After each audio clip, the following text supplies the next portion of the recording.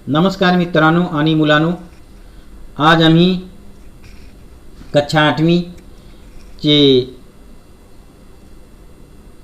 दूसरे धड़े मी चित्रकार कसा झलो मैं चित्रकार कैसे हुआ इस पाठ का अभ्यास करेंगे। ल म कडू 1947 इनका जन्म हुआ। प्रसिद्ध मराठी लेखक व चित्रकार, त्याचे बालसाहित्याचे सुमारे 30 पुस्तके प्रकाशित आहेत।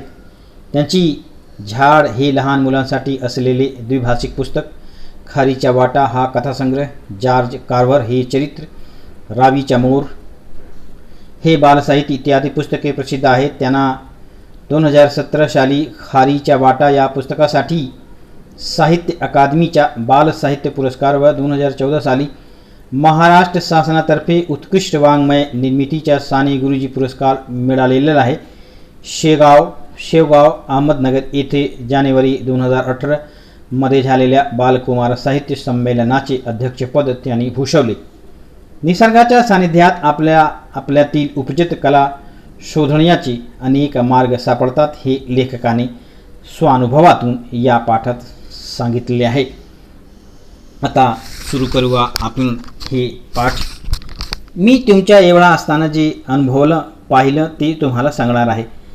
जब मैं तुम लोगों के जैसा था तो उस समय जो हमें अनुभव हुआ वो हम आप सबसे बताना चाहते हैं। प्रथम निसर्ग, सबसे पहले जो प्रकृति है, निसर्ग है, आपण निसर्गाला कधी विसरून चालणार नाही। प्रकृति को भूलकर हम नहीं चल सकते। त्याच्या विरोधात न जाता मर्जीत राहणं केव्हाही आपल्या फायद्याचं आहे। निसर्गातून आपलं पालन पोषण होतं, निसर्ग से ही हमारा पालन पोषण होता है आणि निसर्गच आपल्याला नाना कला सिखवतो। निसर्ग से ही हम विभिन्न प्रकार की कलाओं को सीखते हैं। निसर्ग ढूंढत रहा, तुम्हाला सर्जनाच्या वाटा आपसूक सापडतील। आता तुम्हाला माझीच गोष्ट सांगतो। अभी मैं आपको अपनी कहानी बताता हूँ। माझा प्राथमिक शिक्षण एक लहानसा खेड्यात झाला। मेरा प्राथमिक शिक्षण शुरुआत की पढ़ाई एक गांव में हुई। माझा खेळ अतिशय निसर्गरम्य। मेरा गांव एकदम प्राकृतिक वातावरण आणि सुसंस्कृत होतं। घनदाट जंगल, घनघोर जंगल, दुथडी भरून वाहणारी नदी, भरी हुई बहती हुई नदी, नीले डोंगर, नील और नीले रंग के पहाड़, हिरवी रान, हरे जंगल, अवघा आनंदी आनंद, बहुत सारा खुशी आनंद। असा वातावरणात माणसातली सर्जनशीलता उफाळून आली नाही तर नवळच। माझा एक मित्र होता। आम्हाला खूप वाटायचे की आपण चित्र काढावीत, पण काय करणार। हमको चित्र बनाने का बड़ा शौक था, लेकिन क्या करें, आमच्याकडे कसलीच साधनं नव्हती। हमारे पास कोई साधन नहीं था कि हम चित्र बना सके। पेंसिल, रंग, ब्रश हे तर सोडाच, साधा कागज ही न बता। ये सब तो छोड़िए, हमारे पास तो साधा कागज भी नहीं था। अभ्यासाची एकच वही, पाटीवर लिहिण्याची एक पेन्सिल, तिचे तुकडे झाले तरी सांभाळून वापरावी लागायची। दूसरी मिलने शक्यता नव्हती। एक पेंसिल जो टूटी फूटी पेंसिल मिली उसी को संभाल के रखते थे, क्योंकि दूसरा मिलने की कोई संभावना नहीं होती थी। सिवाय सगळ्यात मोठी अडचण किंवा धाक असा होता की चित्र काढलेली न मास्तरांना आवडायची ना घरातल्यांना वातटपणा वाटायचा। वैशाख महिन्यातलं ऊन करपवून टाकणारं असायचं। आम्ही गावातली सगळी मुलं नदीच्या डोहात जाऊन पडायचो। अंगात गारवा भरला की पुन्हा काठावर येऊन बसायचे। काठालगत खूप खडक होते।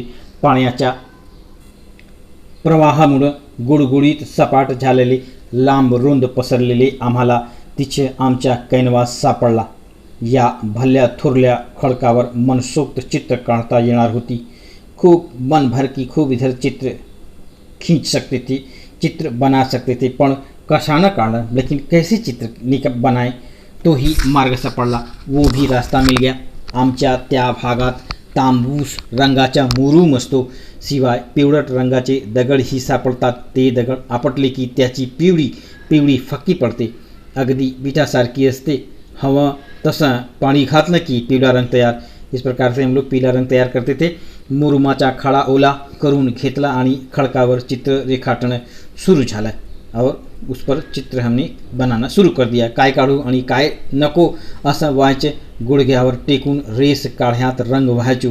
रेषा काढी तर भातभर पुढं सरकल्यावर मागे वळून पाहावं तर रेषा वाळून लाल जर्द झालेल्या असायच्या. आणखी सुरसुरी यायची. तापलेल्या खडकावर टेकून टेकून गुडघ्याची सालटं गेलेली लक्षातच यायची नाहीत. मग उभ्या खडकावर चित्र काढणं सुरू झालं. खडे होकर काही दिवसांनी वाटायला लागतं कि यात रंग भरावेत, पण ते कुठून आला. कुछ दिन के बाद लगा कि इसमें रंग भी भरना चाहिए, लेकिन वो रंग कहाँ से मिले. त्या दिवसांत काटेशावर फुलते लाल भड़क होते. उस समय वो लाल भड़क फूल आसपास में खिले हुए थे. त्याच्या फुलातरी पराग पाण्यात चुरागले की जंभा रंग मिळतो. उसके जो पराग हैं उसको अगर निकालते तो उसे जांभळा रंग तयार होता. सेंद्री नावाच्या वनस्पतीच्या गुणातल्या बिया भगवा रंग देतात. इस प्रकार की जो बनसी उससे भगवा रंग तयार होता. काही पानांचा हिरवा केला, चुन्यांचा पांढरा, कुंकवाचा लाल आणि दगडाचा पिवळा होताच. बाबूची कोळी काडी घेऊन पुढचं टोक ठेचलं की त्याच्या ब्रश व्हायच्या. तहान भूक हरपून आम्ही दगडावरची चित्र रंगवत बसायचो. नजर जाईल तिथपर्यंत चित्र. थोड्या दिवसांनी पाऊस याच्या, नदी वाहायला लागची. आमची चित्र नदीच्या पोटात गडप व्हायची. मी जे काही व्यक्तिगत सांगतो आहे, मैं जो ये व्यक्तिगत रूप से आपको बता रहा हूँ ते एक उदाहरण है. निसर्ग किती परीने आपल्याला देत असतो, निसर्ग हमको कितनी तरीके से हमको देता है ते लक्षात येईल. ध्यान देने की बात है. मला इतकंच म्हणायचं आहे, मुझे केवल इतना ही कहना है कि साधनं नाहीत म्हणून अडून बसायचा कारण नाही. अगर आपके साधन नहीं है तो उसकी वजह से चुपचाप बैठे रहना नहीं. तुमच्या इच्छा तीव्र असतील तर साधनाशिवाय साधना करतात येते. तब अगर आपकी इच्छा है, तीव्र इच्छा है, साधन नहीं है, तभी भी आप साधना कर सकते हैं. आता हेच पहा, श्रावण सरता सरता पाऊस कमी व्हायचा, पण नदी वाहतत असायची. आमच्या कनवास म्हणजे खडक मोकळा व्हायला पार चैत्र महिना उजाडायचा. तोवर काय करायचे. त्यातूनच आम्हाला मातीचा नाद लागला. लाल भडक मौशार माती हाताला लोण्यासारखी वाटायची. मूर्ती कराव्यात असं ठरलं, पण हा मातीचा खेळ ही लपून छपून करावा लागे.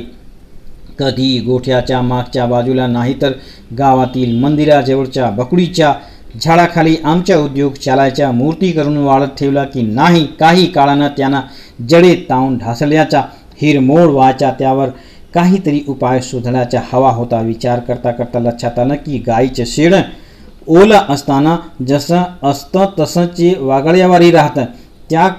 त्याला तडे जात नाही. आम्ही शेण मातीत मळून घेतलं. आता मूर्ती थोड्याला टिकायला लागला तरी जास्त दिवस झाल्यावर बारीक बारीक तडे जाऊन ढलल्या पडायच्या. पुन्हा विचार सुरू.